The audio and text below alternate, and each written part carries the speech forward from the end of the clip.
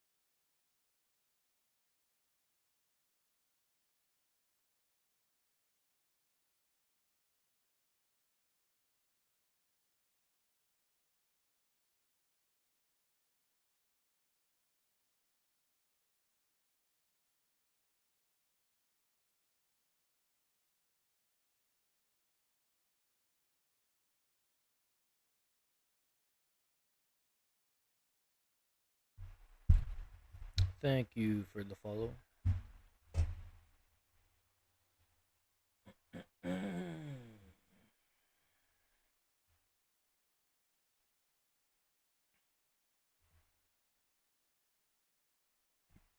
Oh, let's see. I have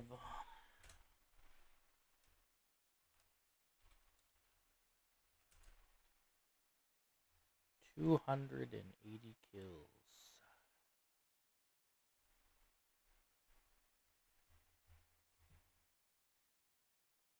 Feels like a lot more. I guess we're just getting started.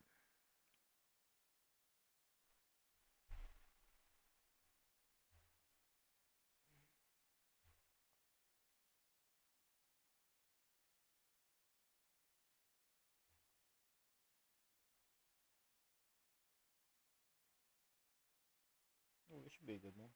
Did you guys see this article that was floating around recently from the CEO of Squarespace where she said Gen Z job seekers should be willing to work for free, work long hours, and willing to do anything? Now back in my day, that was called volunteering, because I was always taught that if you're ever good at something, you should never do it for free, which is why I never made money as a magician. That's why I do it for free here on YouTube. But here's what's interesting. Do you remember a couple years ago, there was this massive wave of resignations? More than half of the people surveyed in 2021, for example, said that they'd be looking for a new job in 2022. And a lot of those people actually kept their promise, because data shows that in 2021, as many as 47 million people quit their jobs, which was the highest year on record, until 2022, which became known as the year of the Great Resignation, when over 50 million Americans quit their job. Then in 2023, we got another wave of quitting, which became known as quiet quitting. And it wasn't just regular people quitting their jobs, but it was also the CEOs. Even though the average paycheck of a CEO was $16.7 million a year, CEOs from companies like YouTube, BP, Walgreens also quit their positions. And that brings me to 2024, which some people are starting to call the year of the Great Resignation 2.0, because 3 in 10 workers are planning to quit their job this year, and most of those quits are attributed to Gen Z and millennials. In fact, quitting has become so popular that even this guy was forced to quit. So in today's video, I want to help answer a couple interesting questions like, what the heck is going on? Why have so many people quit their jobs in the last few years? And why are we still following a law that hasn't been changed since the 1940s about the 40-hour work week? And should you quit your job? There's a lot of really interesting data that I want to share with you about this. So with that said, let's get into it. Hi, my name is Andre Jick. Hope you're doing well. Come for the finance and stay for the jobs. Now this video was inspired by another video that went absolutely viral about an MIT neurosurgeon who quit his job after working for 10 years, making hundreds of thousands of dollars working on people's spines and brains. And he's just telling his story way up in the mountains. And it really caught my attention because I thought, how could someone quit such a prestigious job after working so long and making so much money? And he has a super interesting story that goes back 10 years ago when he took this oath to become a neurosurgeon. And what he found out was that the surgeries would help people from time to time, but more often than not, the surgeries did not help most people. So he started to ask his patients questions about their lives, like what kind of job they had, whether they were stressed or not, whether they exercised, and what they ate, and how long they slept. And he says that throughout all of it, he found out something really interesting.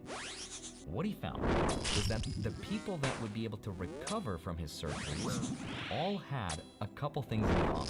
People that got better were having a mostly plant-based diet, And they were definitely not eating salty, and they would do things that would make them sweat, like exercise, being outside, hiking like this, going to the sauna, or they live in a warm place. They didn't smoke. They didn't drink much.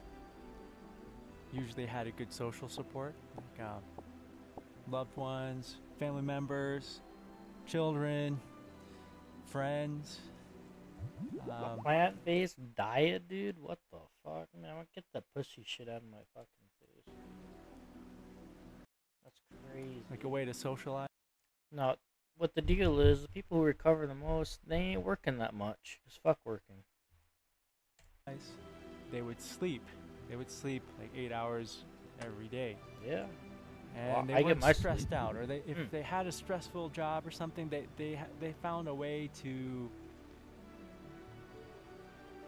like, be mindful or meditate or like just be present and release the stress back into the universe. Then he goes on to say that the people that couldn't maintain their health after the surgery were the opposite from those people. They were people that did not get a full 8 hours of sleep. They felt stressed a lot of times. They didn't exercise much, they didn't eat healthy food, and they didn't have a lot of friends or a support group to help them get through it. So surgeries for those people would help them temporarily, but then their body would go back to having pain again. And that's when he had his epiphany, the aha moment of how to actually help people. And he said that realization became a huge problem. But the way that everything is set up in the whole country, it's not any particular hospital. The way things are set up is that the hospital needs to make money. The problem there is that if you figure out a way to help patients heal, and that way doesn't include a pill or a surgery, well, then the hospital and the doctor are in big trouble, because if you figure out a way to help people heal and you can't charge them for it, well, then you've just worked yourself out of a job. So once he had this realization, he said that he gained a lot of weight, he became sad and angry. Oh my god, dude. What? Oh, wait. Oh, wait, I actually got someone chatting here. Hold on. Hold up.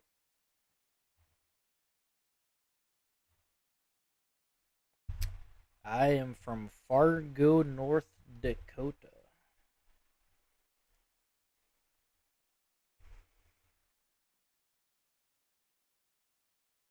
Oh, damn. Norway. What's the time? What's the time over there?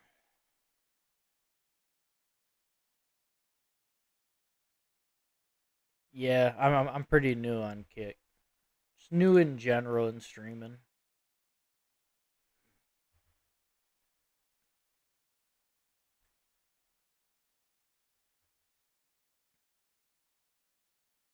Oh, okay.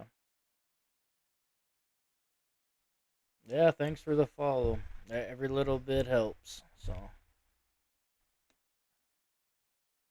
you old school RuneScape player?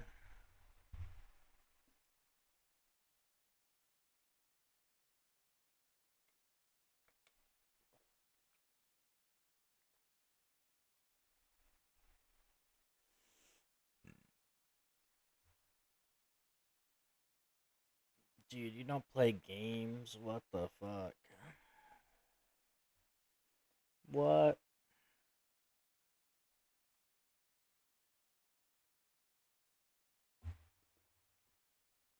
It's crazy.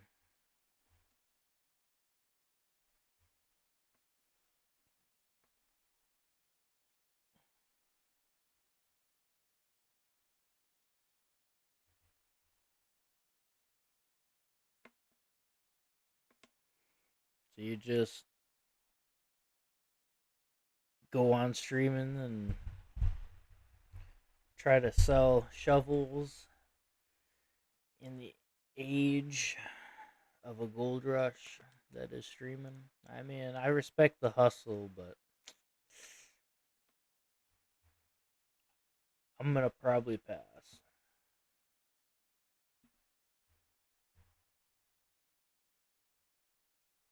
And he realized that he couldn't continue working for another 20 years because he didn't think he'd live that long. So last September, he quit his job. And I really resonated with his story because I know how hard it is to work for something for 20 years only to realize that maybe that's not the thing you were supposed to do. Ah, look, if you got the money to quit, fucking quit. Like, So his story I should just put this up on screen, honestly, at this point. Yeah, you know what? Fuck it. Let's watch this video. I need a little break from Vardorvis. Oh, let's see here. You should definitely try out old school RuneScape. It's an amazing MMO.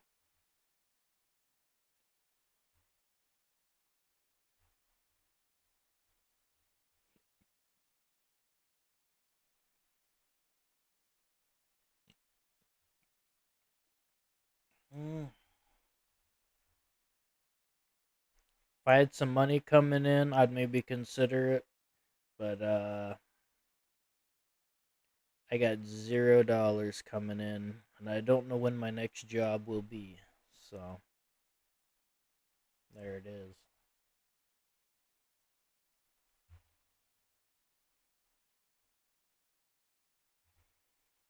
really made me wonder, why are people having these epiphanies and quitting their jobs? So the first place that I started looking at was at the data. And what I found was that more people want to quit their job today than ever before. Big tech like Microsoft and LinkedIn, for example, showed that out of 31,000 people across 31 countries, 46% How much I got of right them now? said that they want to quit. And that is a lot more people than even during the Great Resignation, when only 40% said they wanted to quit. So I put that data aside and I wanted to look The deeper low end of at a the couple surveys mil. into what actual people were telling us why they were quitting their jobs. And according to surveys from Statista, here were the top 10 major reasons why people are quitting their job today. Reason 10 is because employers required a vaccine. Reason 9 was working too few hours.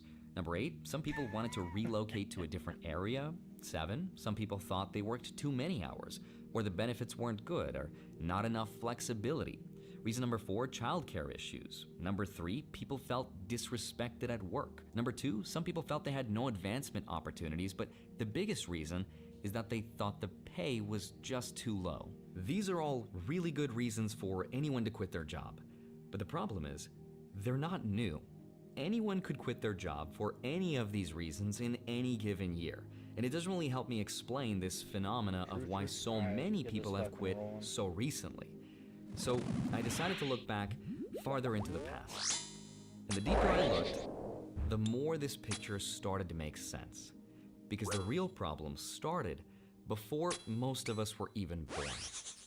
We have to go back to 1940. Gotta go back. That's when the Prehistoric FLSA, times. or the Fair Labor Standards Act, was changed from a 44-hour work week to a 40-hour work week in order Honestly, to increase I should make productivity. videos like It this, was also dude. then when we decided for the Gotta two-day throw in weekend random information. how much someone would get paid working overtime, and what it meant to be full-time and Yeah, part-time. it all goes Now, back those to Henry laws were Ford. based on the economic conditions and the productivity levels of that time. But here's the problem. Over the last 80 years, we've had a huge technological revolution. We invented automation, computing, instant communication, the exchange of information, the internet, AI, and all of that meant an increase to what's called productivity growth, meaning the same worker could now do way more work in a shorter amount of time. But we're And still data shows that operating. since 1947, productivity growth has same. skyrocketed. So here's what all that means. If we take two people, one with access to 2024 technology and one with access to 1947 Look, I could have made this video. I've been technology, saying this shit it's for the a while. person who's using modern technology who can make, on average, almost 5 times as much stuff as the other person, or get 5 times as much work Yes. done. That also means one of two things. If we can do more stuff, but we're not making more money, we can maybe work less. But obviously we know that's not the case. Most people are We should still be working less. 40-hour work Yeah, weeks it's worth it. or more if they're on a salary. Or there's option 2, which is we make more money. But here's the data of what actually happened. Not only higher are ups people got- working the higher ups multiple make jobs more money today, which 'cause we was work not the more. norm in the 1940s, but wage growth has not kept up with productivity. In fact, it split sometime in the early 1970s. The question is, why did it split? And the answer is pretty complicated because there's a lot of reasons, so I put together just a few of them. There's something called the Taft-Hartley Act of 1947, for example, which restricted the activity and power of labor unions. And that led to the decline in union membership and union power. This law stopped allowing unions from making donations to federal political campaigns, which meant less representation for the workers. Then in 1962, there was the investment tax credit, which encouraged businesses to invest in new machinery and technology, which increased the development of automation and efficiency. Then we got 1974 and the Trade Act of 1974, which encouraged companies to relocate their manufacturing overseas. And manufacturing overseas meant more jobs went overseas, which also lowered wage growth here in the United States. Then in the 1970s, there was the oil shock, which led to high inflation and an economic slowdown. That created something called stagflation, which slowed the wage growth and decoupled it from productivity even more. Then there was even more inflation thanks to Nixon's wage and price controls. And in 1978, there was the Airline Deregulation Act, which increased going back in competition time in on the this. industry and lowered job security and benefits for workers. Then there was a huge shift towards maximizing shareholder value, and that's when companies started to prioritize profit making over workers and their wage growth. Then in the 1980s, there were the right to work laws, which allowed people to not pay their union dues, and that made the unions less money, which All right, made we're in them the 80s. Let's go to the 1990s. All right. less effective. on me. After this law, some studies show that wages dropped 1% 5 years after the law was passed. And it keeps on getting worse because in 1980, the same thing that happened to the airline industry happened to the trucking industry with the Motor Carrier Act of 1980, which led to deregulation, which increased competition and lowered job security and benefits for workers. And then we got the 1990s. And then we got the 1990s, dude. All right, here we go.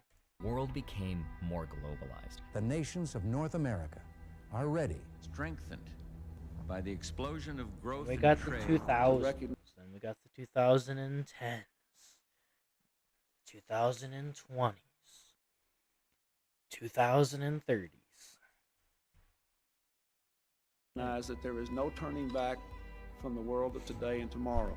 The a North decent American word, Free Trade honestly. Agreement, or NAFTA, Be a lot lowered of work, trade but- barriers between the US, Canada, and Mexico, which increased competition from lower wage countries. Then in the 2000s, China joined the World Trade Organization, which increased imports from China and put a huge pressure on American wages because of the lower labor costs. Then in the 2010s, we got the rise of the gig economy.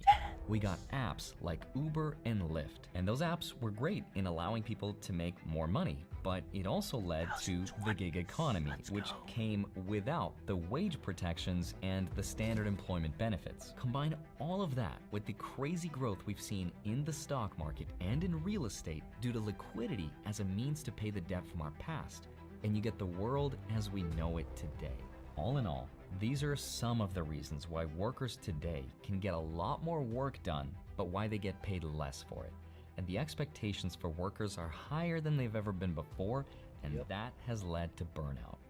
But I also think there's one more thing. Like I said, this has been building for 80 years now, and what's led people to the edge of this burnout to quit was the pandemic.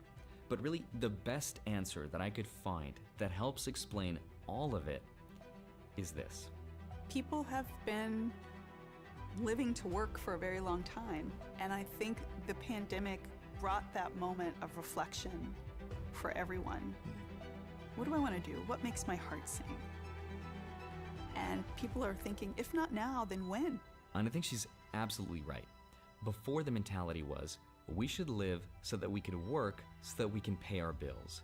And that was the illusion that we all believed in as long as the times were good. Back when cars and houses were more attainable, when food was a lot cheaper, when gas prices weren't Cars are hella expensive right now. Like, even used cars. It's kind of nutty. so high, when utility bills were more reasonable, when restaurants didn't ask for a tip for every single transaction. And then we got the pandemic, and the global economy was shut down and everything was brought to a standstill. So the government tried to bail us out by printing trillions of dollars and causing an excess of 20% inflation over the last few years. And that was the moment when there was this mental shift in how we thought, not just about our jobs, but about our lives. Because we went from living so that we can work to working so that we can live. Because if the jobs we work impact our mental health, which has a direct effect on the quality of our lives and how long we live for, I think that's why people are rethinking everything and prioritizing and maximizing for happiness instead. And I think those are the reasons for why these changes are taking place in the last few years. And I think you're going to see a lot more of these stories about more and more people wanting to quit their jobs. A recent survey, for example, noticed that out of 1,000 people polled, roughly a third said they'd be looking to quit and start a new job soon. And the highest percentage of those people came from people between the ages of 18 to 34. And that makes perfect sense to me, because when you're younger, you tend to move around a lot anyway because you're still trying to figure it out. But I also think there's this effect that the younger generation sees the outcome of the older generation, and they look at the economy and everything that's going on. Oh, this commenter is so fucking true. Yeah, look, reason why a lot of people are quitting is because, like, people start to realize that even working a 9 to 5, it won't get you a house or a family, like how it could happen in previous generations. It's not enough. Like,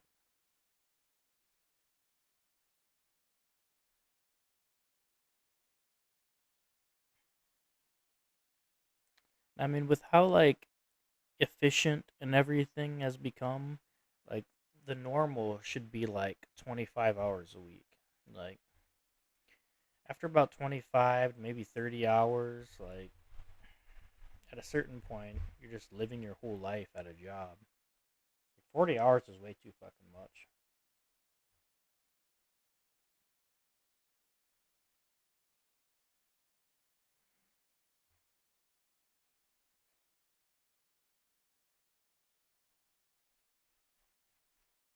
And they make the choices that they do. Which isn't to say that they're good or bad, that's a separate discussion. But one thing that I think is true is CEOs are not going to watch this video and be like, this young man has a point here. Let's pay them more and allow them to work less. So I think the only other question that I want to help explore is, should you quit your job? And the answer, of course, is that it depends. Oh, no, it's yes. Quit your job, guys. Quit your fucking jobs. That's what I did. And it's great. I actually took a quiz from the Washington Post about my job making videos here on social media. I'll leave a link for it down below, but I consider myself to be extremely lucky because even though these videos take a lot of work to make and I'm a one-man team, I don't have any editors. I'm the only person that scripts and shoots and edits and plans for these videos and answers the comments and everything else. I think it's extremely rewarding. And I think the thing I look forward to the most is knowing that at least one of my videos helped someone out there with something. I think validation goes a long, long way. But so does making money, which is why experts say you should have anywhere between 6 months to 1 year for emergency expenses if you do decide to quit. And studies also show that switching jobs, especially early on, is the fastest way to grow your income. In fact, it's actually recommended that you should switch your job every 2 to 3 years, which is the best strategy to grow your income. And I wish I did that with my last career, but I never said I was any good. But I'd love to hear your thoughts. Are you staying with your job? Are you quitting? And if you are, why? And do you still think we should be working a 40-hour work week? Fuck no. As always, 40 I hope you hours have is a way wonderful too rest much. of your day. What the Smash fuck? the like button, subscribe if you haven't already. 40 hours, dude. Holy shit birds. I got a hot take for y'all today. I think we might have hit an AI plateau. Well, we haven't hit it yet. I think we're getting there fast. What do I mean? This can't be possible, right? When we look at all the new models and all the crazy things you can do with them, the improvements from ChatGPT 2 to 3 to 3.5 to 4. Alright, I just need to go back to playing the game at this point. Fuck, dude, Vardorvis fucking sucks, I'll be honest. It's a shitty fucking boss. This boss sucks. Not.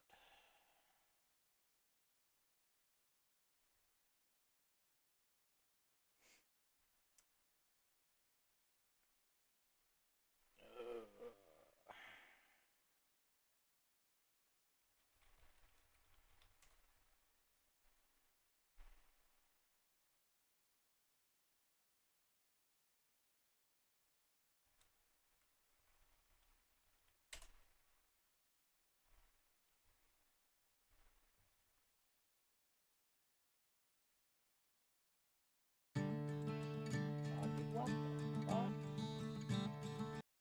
How about now?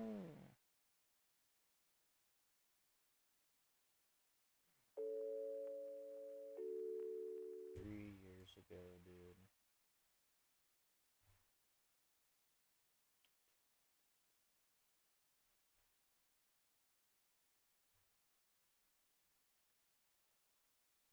Ooh. Ooh.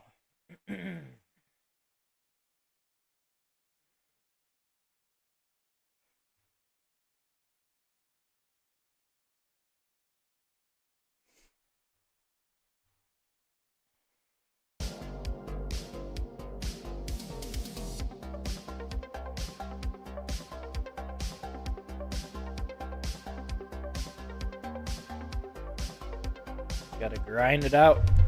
Just grind this shit out.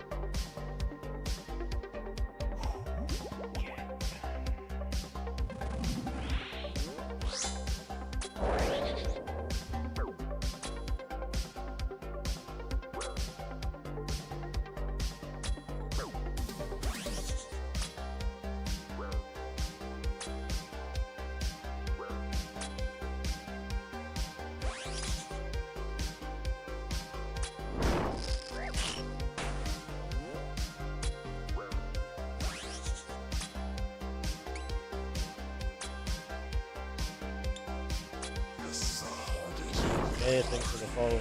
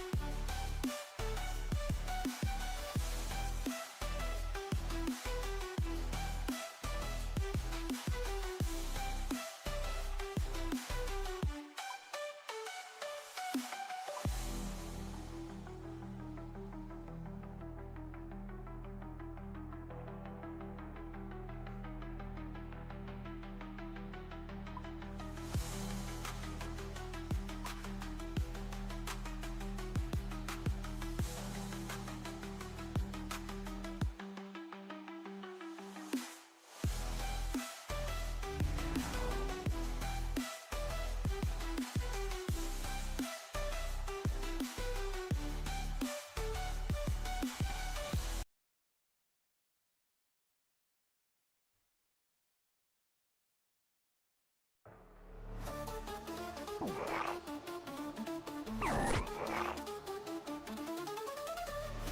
the dark where goblins play, humans think we're dumb each day.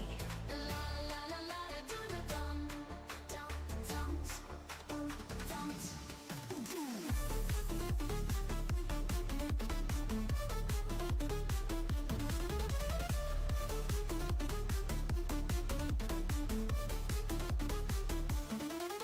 We sneak, we plan, poison trap and ambush when the night women fall.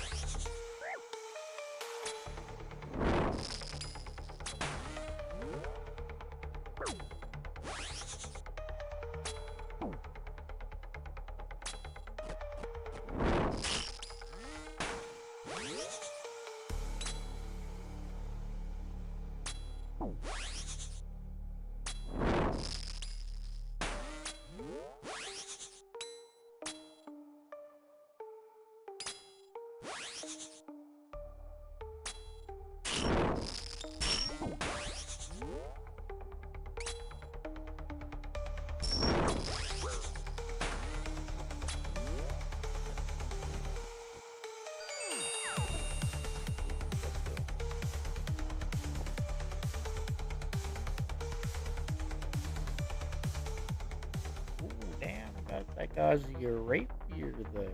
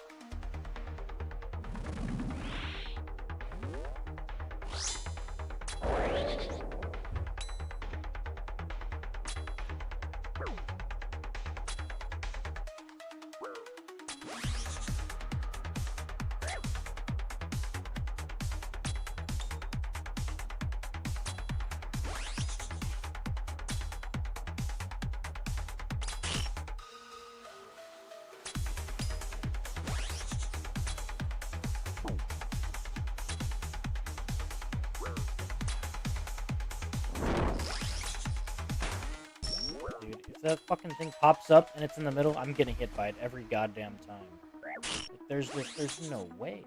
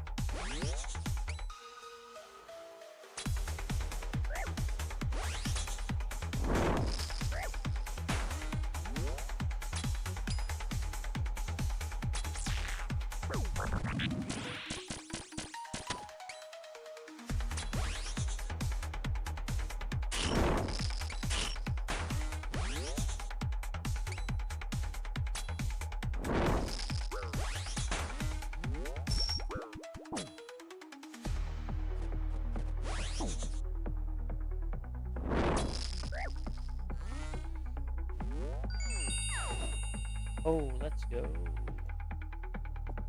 Yay. There we go. There we got a unique.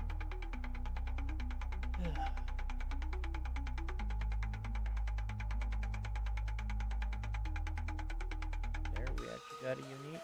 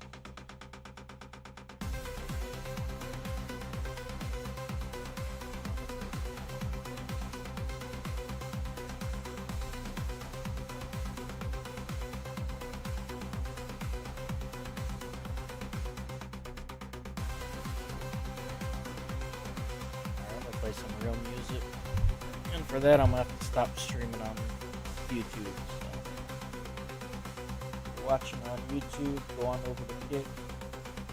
Kick is where it's at.